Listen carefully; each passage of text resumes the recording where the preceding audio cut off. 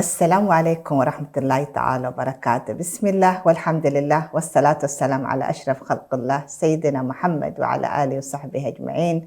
أهلا وسهلا ومرحبا بكم أعزائي المشاهدين والمشاهدات في موضوع جديد وحلقة جديدة من برنامجنا من هنا نبدأ.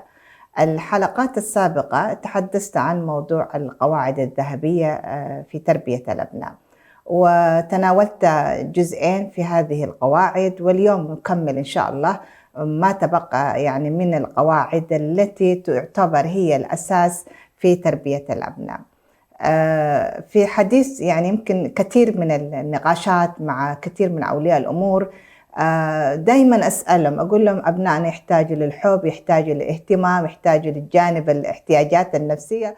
فأتذكر واحد من الأخوة يقول لي يا دكتورة يعني نحن ما تربينا، ما حد يعني اهتم بهذا الجانب وشايفانا نحن الآن تمام يعني.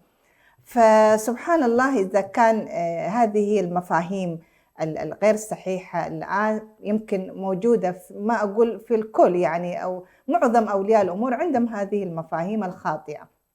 لكن بالنسبة الاحتياجات النفسية تعتبر هي واحدة من أهم الركائز، وتعتبر هي واحدة من أهم القواعد الذهبية التي من خلالها يعني تكوين شخصية الطفل، شخصية مستقرة، طفل واثق من نفسه، طفل يشعر بالمسؤولية، يستطيع أن يعبر عن ذاته، يستطيع أن يشارك الآخرين. لأن إذا كان الإنسان هو من داخله ضعيف ما يستطيع أن يتحدث عن نفسه، يستطيع أن يثبت وجوده مع الآخرين، أكيد يعني ما حيكون شخص قوي. فبالنسبة لهذه الاحتياجات النفسية تعتبر زي ما ذكرت هي واحدة من القواعد الأساسية في تربية الأبناء. وإذا نحن أردنا أن نبني أو أن نربي طفلا يعني حقيقة يعني طفل يعني فيه صفات الطفل القوي الصالح، لابد نراعي هذا الجانب. طيب ما هي الاحتياجات النفسية؟ أولا هي قبول الطفل بشكله بلونه أيا كان هذا الطفل. يعني الله سبحانه وتعالى يعني رزقنا أبناء، وأحيانا حتى مع يعني الأبناء الإخوة تجد فيهم من لونه أسمر، اللي لونه أبيض، اللي شكله أحيانا وسيم. هذه فروقات فردية، وهذا رزق من الله سبحانه وتعالى. أنا كأم وكوالية أمر لابد أن أتقبل ابني. يعني للأسف بعد أولياء الأمور يقول لك أنت يا أسود، أنت يا يعني أحيانا أكرمكم الله حتى ألفاظ، يا قبيح، أنت شكلك كذا. فأنا كأم وكأب لابد أن أتقبل الطفل أيا كان شكله لونه. بالنسبة لي أنا هذا يعني شيء ما يعني أنا ما عندي فيه سلطان أبدا، يعني ما أنا اللي أختار، ما هي مسألة أنا يعني أتسوق في السوق وأختار أقول لا أنا عايزة ابني بهذا الشكل، أو عايزة شكله يكون كذا، شعره كذا. هذه مسائل نحن لا يعني ما عندنا فيها أي يعني سلطة، وما عندنا فيها أي خيارات، لكن نرضى بما أعطانا الله سبحانه وتعالى، وأنا أتقبل هذا الطفل بشكله بلونه بكل ما لديه. النقطة الثانية اللي هي بالنسبة للاحتياجات النفسية، أولا الحب الغير مشروط. يعني أحيانا للأسف بعد أولياء الأمور لو ما فعلت كذا أنا ما أحبك، أنا أكرهك.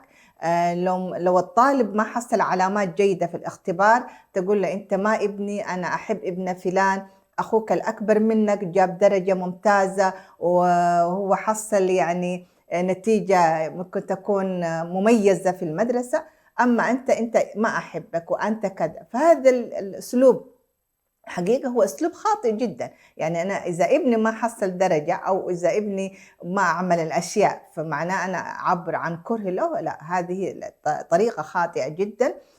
وتعتبر هي واحدة من الأشياء اللي تؤدي التناحر والكره بين الأخوة نفسهم. يعني أنا أتذكر في أخ الآن عمره كم 60، يعني تخيلوا الآن هو يمكن أصبح جد، فيحكي قصته وأثناء يعني نقاشي معاه في موضوع التفرقة بين الأخوة وكذا، فيقول لي أنا كنت أشعر إنه أنا عشان أنا يعني شكلي كان أقل، ويعني أخوي كان أجمل منه وكذا. فيقول لي بالنسبة لي أنا البيئة كانت البيت بيئة منفرة، يعني بيئة خانقة.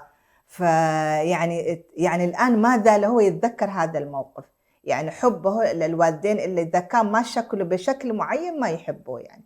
النقطة الثالثة اللي هي الاحترام والتقدير. الاحترام أحيانًا نحن نعبّر يعني بعدم احترامنا لأبنائنا للأسف بطريقة خاطئة، من خلال نظراتنا، يعني تجي إنه الأم تنظر لابنها كده نظرة مشمئزة يعني، وأحيانًا تكون البسمة فيها يعني ابتسامة فيها سخرية. فأنا احترامي لابني يشعر الابن باحترامه لذاته، ومن هنا يكتسب، يعني حتى نحن ندرس في الجامعة مادة اسمها علم النفس النمو، كيف ينمو احترام الطفل لذاته، تقديره لذاته، يبدأ من البيت. فإذا وجد هذا البيت فيه احترام، فيه تقدير، فيه تقبل، فيه حب غير مشروط، يكون هذا الطفل شخصية سوية، شخصية أن يستطيع أن يكون عنده ثقة في نفسه، يستطيع أن يتعامل مع الآخرين، يعبر عن ذاته. النقطة الرابعة اللي هي إتاحة الحرية، نعطي لأبنائنا مساحة من الحرية للتعبير عن ذاتهم.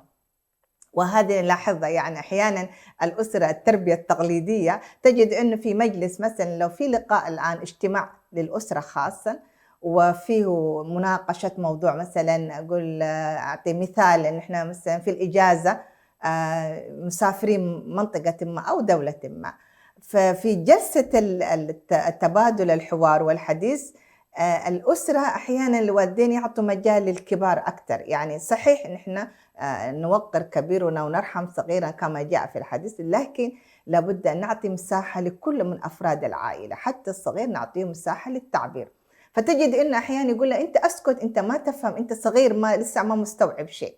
فهذه من الأشياء الخاطئة جدًا، لأنه من احتياجاته النفسية الطفل يحتاج أن يعبّر عن ذاته، يحتاج أن يعبّر عن ذاته بحرية بدون ما يكون في ضغط، ما يكون في تنافر، ما يكون في استهزاء برأيه أو يعني تهكُّم لو هو يعني مثلًا عبّر عن شيء ما، نعطي له المجال. نعلّم أبنائنا الاحترام والتقدير، نعلّمهم الحوار، حتى يعني ينمو وهُم عندهم مهارة التفاوض، مهارة التواصل الفعّال، الحوار الفعّال، ويكون بهذه الطريقة نحن استطعنا أن نلبي هذه الاحتياجات. النقطة اللي هي من ضمن الأشياء الأخرى اللي هي نعطي مجال لأبنائنا الشعور بالذات، بإنه أنت كفء يا ابني، يعني ونلاحظ إنه كثير من الأبناء لهم من المهارات ولهم من الإبداعات، لكن نتيجة لهذا القمع داخل البيت، القمع النفسي، ويسبب عندهم يعني إعاقات نفسية، تجد إن الطفل مبدع، مثلًا أحيانًا يكون رسام مبدع أو عنده يعني بعض المهارات في ابتكار تصميم أشياء معينة، لكن نتيجة لعدم فهم الوالدين أحيانًا يقولوا له: "أنت تعمل إيه ده كله يعني وسخت البيت، أنت تخرّب." أنت ما تفهم شيء، أنت بس يعني يعني هذه التعليقات السالبة حقيقةً هي تدمر الابتكار في الأبناء. لماذا يعني بعض الأبناء في بعض الدول مبدعين مبتكرين يعني، ونحن في مجتمعاتنا نتيجة لهذه التربية الخاطئة وعدم فهمنا لهذه الاحتياجات النفسية، نجد إن أبنائنا كثير من الأبناء من عندهم يعني إبداع، عندهم مهارات، لكن ما وجدوا هذه البيئة الإيجابية، البيئة اللي هي السليمة التي تخرج لنا أبناء مبدعين في كل المجالات. يعني وأنا لاحظت إنه في واحدة من الشابات في الجامعة الآن ما شاء الله عليها هي محاورة مبدعة وعندها يعني مهارات التواصل الفعال، فسألتها وقُلت لها: "ما شاء الله يعني أنتِ الآن بكل ثقة يعني تعرض يعني مشاريعها في presentation في الجامعة مثلها مثل الأساتذة اللي هو بروف ودكتور في الجامعة، وهي ما زالت يعني ما تخرّجت من الdegree حتى." فسألتها قُلت لها: "إيش السر إنِّك أنتِ ما شاء الله يعني بكل ثقة تتحدثي وتستطيعي أن تحاوري من أكبر منِّك سِنًّا بكل أدب واحترام وثقة وكذا." تقول لي: "لأن أنا في البيت لمّا كنت أنا من المرحلة الابتدائية." تقول أمها وأبوها كان يعني يسمحوا لها بالجلوس ويناقشوها في أمور الأسرة. يعطوها مجال تبدأ يعني تعطي رأيها، وبعدين يبدأ إنه طبعًا القرار في النهاية يكون لقائد الأسرة اللي هو الوالدين اللي هم الأب والأم.